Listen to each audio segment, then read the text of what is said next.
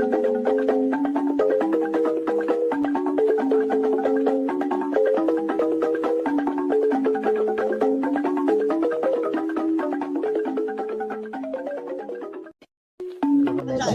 against the world. If you do not believe in what we are doing, then you better get out.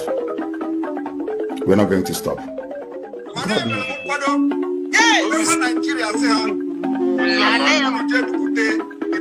Going to lower the flag of Nigeria and raise the flag of the United States. Welcome, fellow Biafran. This is a special program. I want you to listen to this very program I'm about to play. There are a lot of important informations that you're going to hear from this program to educate you.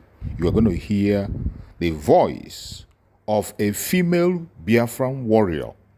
You are going to hear the heart of a mother, the speech of a mother. And I bet you, after listening to this message, your life will never remain the same. I want you to pay close attention to everything that she has to say. Let's pay attention and hear the report coming from this very female warrior of Biafra. Let's hear her out. Sorry, Dr. Ngozi Orabeze, that when you were born, the name you were given is Ngozi Orabeze. Ngozi Orabeze, we are the aura that made you the princess or the mouth speak of the people. One thing I want to say, for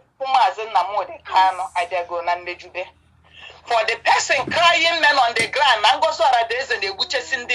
I want to tell you, right from the time of John the Baptist, Kingdom of Biafra suffereth violence, and the Kingdom of Biafra will take their deliverance, their freedom by force.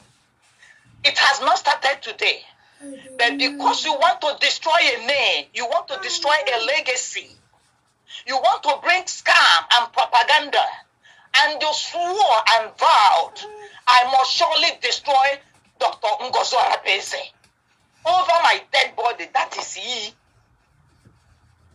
When Mazi Gentle, our gallant man, Siebo Mopota, I this my sister, Sia, always na Gentle na communicate with you. Yeah, but Esirimios and say, why ya banime na rad.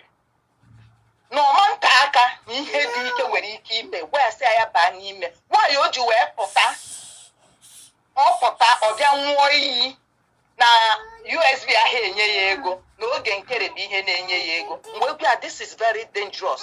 Why can a gallant man come out in the open and swore, remove his shoe and stand on the ground? Mpoya tie mpunsi ana ihe abaga and onye na-aga ha ogugodu uri na tukwasara ya bụ Gentle asị. Or suppose he put my public in the natural career when 1 year home ye dike. Keta, I told me you more in him on a media. Because in him I what I knew. Mano had to be the Romado overnight. So he engineer one of the Kekadendo. Nanoranya chaga. Trust nobody. Even in the Cherimogan, what I say, if you're Gentle, I don't trust them. There is sincere. I am Manoku Chineka Jalana Mezude. What is a surrogate? People don't understand what it means. And I want to use this opportunity. So some work I pota or 2 ime or more. Now is mystery, supernatural, and now. A man and a woman will come together, and divine nature will come to being, and they will produce us, we, the children of the mother nature, and more mad.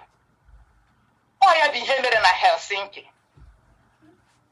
Ngozi Orabeze, by the grace of God, is a woman that brought forth this baby that were in existence, that is USB. Then mad in the spirit, mad witches coven, demons and the goblin. On I seen the way he had a new bet. I'm sorry for you people. You people come for destruction. But I am telling you, a new nation has been repaired.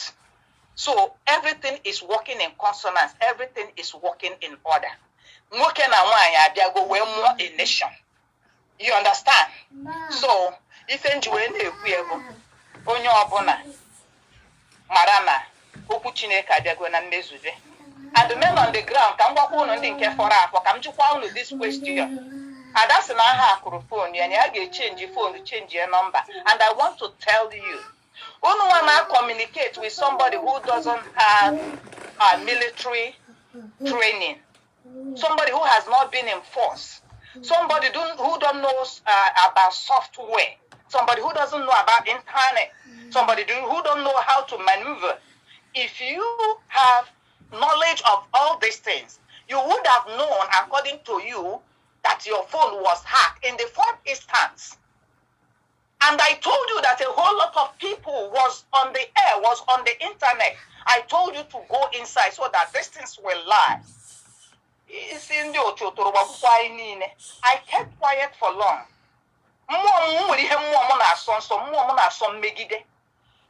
And I called this my lady, I say, the spirit of Ngozo Arabeze is crying.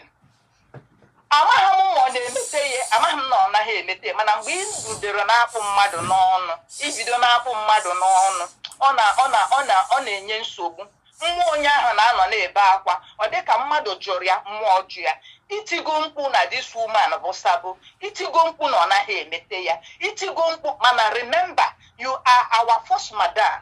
You are the one that asked us to follow this line. Then allow us to make decision. Allow us to watch and see what is happening. We are no more peace. This same thing happened to the DOS. When it happened, people with pride cannot live where they are because so most of them now bury themselves in shame and stayed there.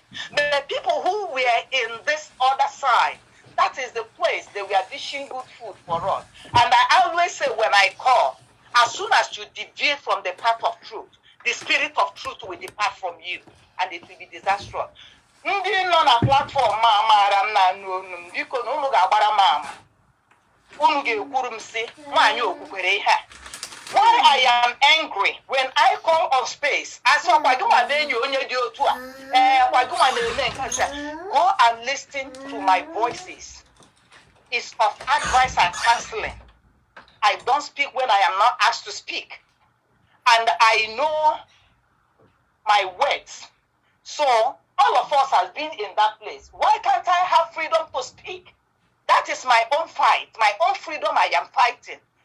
You people know this voice, quite all right. That will I stand on the path of darkness when I know that the path is no more what my spirit feeds on? No. So, if engineer, as many that are still that place, I am calling you this morning, and the spirit of truth is bearing you witness. That place is not a place to be. Ada, they have infiltrated your platform. And more harm is still coming. And the hem na jukwa we na agwakwa our men on the ground. And that change we number and the onye ahụ ha kekwara those Nigerian agents they will steal because ha magoro no that place no aguma bụ onye chichi mma giji ogo giji ihe niile giji men on the ground gi mara ha they will say hack it again. That was where the number of these people leaked out. Then why are you now calling and so you are part and parcel of this thing that has happened. So all I can say can make a man on the ground. It has never happened in our midst. Gallant men. But because no one have a path of truth, where you go, again carry Sukunu, so now Parawa Sunu, under a space of how many months or weeks on a fall.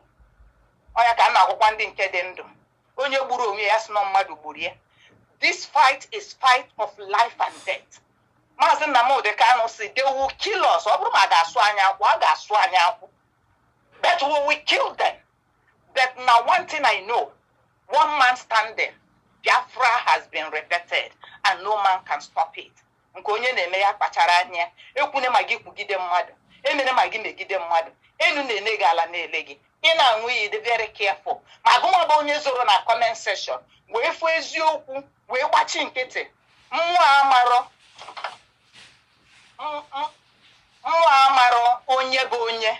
Mgbe mmụọ ga-apụta ibu dịsa agha, ọ ga-ebu onye a. That is ị nwere ike ịnọrọ. It will happen to your finances. It might happen to your health. It might happen to a lot of things. You don't know how it's happening. Ihe dị ka bam unu je check common mmadụ ibe gị, Progress the analyst made an so ihe unu bụzi bụ dictatorship. Nobody can talk. Onye ga-emegharị ahụ. No mmadụ on her own platform then made her own program.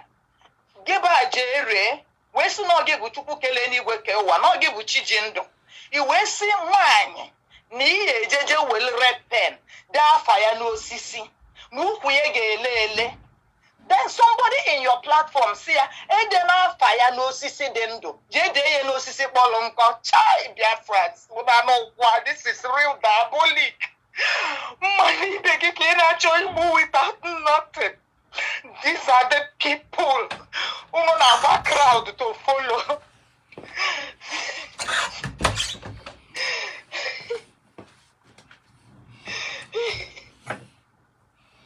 Oh my sister, it can't even work. There's a hygienist on your kaya where if it can't even work. So please don't cry about it. I'm an but it can never happen. That is true for you. It can never. Why are they so diabolic? It's okay, please. Well, thank you people very much. What I am saying is just to know the mind of people. Ndị brigi, ndị mmadụ na-asị na-eso, onye ga-achịgide onye dị diabolic, onye ji ọgwụ anya isi, onye na-apụta na internet, onye nọ na Europe, na-ebi ụdị ndụ dị otu a. Ọ bụzi na obi na village, kedu ụdị ndụ ọ ya ebi? Nke a bụ na o jide gị onye gị n'ọnụ gị noo ya. Ị na-aghọta? Biko nụ, ụmụnne m, ụmụ nwanyị, asị mgbe ụmụ nwanyị batara n'ije, ọgụ na-ebi, and I am seeing it. Ọgụ anaghị ebi. Jisi n'ike, onye ọbụla jee na-etinye ego ya na the right place. Ọ gị bụ onye kpatara ego, nobody will tell you where to spend your money. You know the right place to spend your money. Mana agbacha ọsọ aya agụmaya. And ana m asị n'ihu Chukwu na ihu mmadụ. Well, let me reserve this. All the way hinta. I got you know where nchi. May God bless all of you. That in him Biafra has been repeated by our surrogate, Miss Ngozo Aradeze. We are a new nation and nobody can pull us down. And Oge Nkere and your group, Nemitate Obatodie, Akagamuno Naja. You see? Thank you for the privilege that has been given to me. And I believe, God, that this message, it has gone out of my mind, especially men on the ground. The Akanante, Unu Sina, Eba Hono Nopo, Aha Kugokwa, Fonunu, Ana Trakunu. So the best thing is for you to stay away. Thank you very much, and God bless you. Thank you, Mom. Mom, you are welcome. I really appreciate it. I'm very happy that you come and deliver this strong message to Biafra. Thank you. You are welcome. Auntie Tina. Because control this thing, no? Add them small business now. Control the not because you anyway. Sister Tina, Mother Tina. Because never when you can work on Shopee Mid-Month Madness is here. Save 50% daily on Shopee Mall. Shop now. The goddess. The goddess.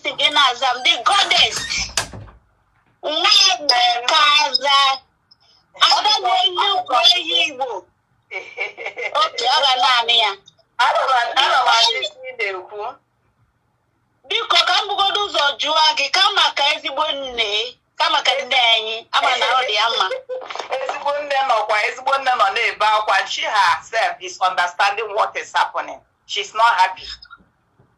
Ọkwa ifu ka njụ gị kama ka ezigbo nne. Because na nna anụ 24 hours ọ bụ na Daddy Orama na-eme program. Nna anụ ka ị na-akpọ, anyị nna anụ ihe nne anyị bụ mama gị na-ekwu. Anyị nna anụ ozi ngị nwa tụrụ mama ndị bụ nne anyị n'ezie Daddy Orama. Ịma na onye nye amaghị gị n'iru mụ na gị ebi n'ofu obodo beti. Ịma na okwu mmadụ ka mmadụ ji ama mmadụ. Nne m asị m mama nne, ịma na ndị gboo ihe na-akpọ mama na-abụ nne ka anyị na-akpọ nne, ezigbo nne. Ọ dị 87 years old. Yes. Ezigbo nne m, ezigbo nne ka nne ga-adị ndụ wee fụ Biafra. A na-agba mgba n'efu. The goddess, o nwere mgbe si mbịa defend ya. Ka m gwa gị defend from you. I defend him the truth. Yes, I heard your voice. I called him on a space. Yes. You understand? Yes. Yes. And the blame when Monday Chelamota because all manipulation evidoro manya. You understand? Yes. So and when I know okay, nobody can hold me. I'm River Goddess. Yes. And animal like ebe ifu debe ihe dị oji debe nke dị ọcha debe nke dị mme. Asị gị nwa na like ebe bụ na nna n'ihe mmadụ na-ekwu. And enwe m ọgụgụ isi no matter anything. Abena tụọ asị nwa bụ Ngozi ihe jiwe ma mbụ na ha ga-asị gị jee jụọ Ngozi ka ọ bụ na Ngozi nọ da play jee jụọ anya na ọ ya kọrọ gị anyị nkọrọ gị otu aka ọ dị bụkọ na abịa m si mba na ọ bụghọ otu aka ya si wee mee na mara m nwaanyị ya unu na-ekwu maka ya na ọ bụ ihe dị otu a na ihe dị otu a ka okwu anyị na-ekene gị nne ada Igbo ka ịbụ nwa mmiri ka ịbụ isi na mmiri anaghị enwe iro mmiri kwuru eziokwu nsọ na ịta na mmiri amaghị gị mụnwa dị na mmiri wee pụta ya ime ya na-akpọ na mmadụ bụ ọgbanje na ha na-abụ ọgbanje ya adị n'ihe dị ụta ịma na mmadụ ike ekwu maka onwe ya people na-eche na everybody no nne m ya adịrị gị na mma biko na ihe wee na-ekichacha gị na-ekichacha okwu na-ekwu n'ọnụ bụkọ n'ịma nke bụ eziokwu mgbe ihe ha mere na anyị niile na-eti Ada Orama ada pụta ada hapụ ihe a ibu ijere nwaanyị bụ ya ibu ijere nwaanyị bụ Tina nọ na ebe a na anyị niile nọ na the platform even one day ka ịkpọ na nke our Exodus our brother Exodus so ịkpọcha so mụ were say there voice we say ime onye gị na-ekwu okwu na Osimba we say no the goddess nke a na-akpọ na nke Ada Orama na ka gị na-ekwu okwu na Osimba na ụmụ ya bụ so Maazị nwanne m nwoke onye awa kpọrọ gị na phone sendịrị gị my voice bụ onye a now because nọ na-adị mma mmadụ kwuru eziokwu nne m ọ ga-adịrị gị na mma nne m jisi ke n'eziokwu gị ebe itinye aka ihe nne ga na-agara gị nne m kene nne anyị saya gbazina na ya enwetago Biafra na ya lọvụrụ ya jisi ike ada m ijere nwaanyị dịka were ezi ọnọdụ nne m thank you niile ijere nwaanyị. You guys are doing great, and God raised you people at the point in time. Chineke mana mmiri na igizo. I call you people okwute. Ihe m ji kpọọ unu okwute. Chineke si, ọ bụrụ na unu bụ mmadụ m kere eke na oyiyi m na-echere m bụ chi kere unu enye m otuto aga m akpọlite okwute ga-eto m. Onye m ji akpọ unu okwute. As God gathered you stone unu wee rise ya bụ na ọ bụrụ ya mmiri gara ịma anyị. Because people are easily dissuaded. People are easily moved. There are people who don't have tough mind. God brought you people from nowhere. That's where you people destroy the kingdom of demons. I call them goblin. If you know what is goblin, I want him to nri goblin na-eri bụ ahụ ụfụ, anya mmiri, ihe ike. Ọ ya bụ ihe ọ na-eri. Ọ na-eme ga flit ọ na-atọ ya ụtọ. Mana na Chineke were eze unu fichaa anya mmiri a. Unu ekweghị ka unu ada. Ọ ga-adịrị unu niile na mma. Ọ ga-adịrị nwoke na mma. Madam T, I bless you. Ọ ga-adịrị unu mma na eke na orie na afọ. And as many that are still have been, I call you out. Ma ọ bụ na ọ bụrụ ya, mmadụ anyị apịa gị, mmụọ ya apịa gị, maka na ụtarị a na-apịa, ụkwa mmụọ na-apịa, ọ bụghị anyị nwa na-apịa. You don't know ebe ọ ga-esi na-apịa gị. So Biafrans, binienu n'ụra. You guys are doing amazingly well. It shall be well with all of you. This I pray through Okike. I pray that I will have more privilege and time like this to call in. I am moved when my spirit is moved. And when I have a foundation or a revelation to talk about. Biafrans, Amugunu, nwoke na nwanyị, papa na mama abịago wee mee ihe Mother Earth kwuru. Nwoke na nwanyị bịa together atụọ ime wee mụọ nwa. Anyị bụ mmụọ fụ amụrụ. Don't allow anybody to tell you to remain in the exile. There is no life in exile. Thank you very much, and God bless you. My sister, thank you so much. Ezinne Ngozi, ị na-achakwara m okwu n'ọnụ. Ọ gịnị na asị m udo nke Chukwu okike abịa ma na-achị. Ọ ya nwa na-achị, Chukwu na-emere onwe ya afa. Ifugoni ya, ezi nwanne anyị nwanyị dị goddess. Nne m daalụ.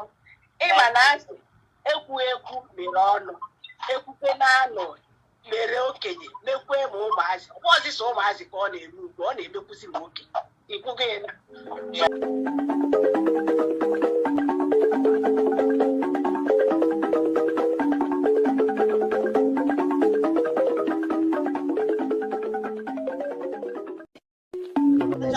but against the world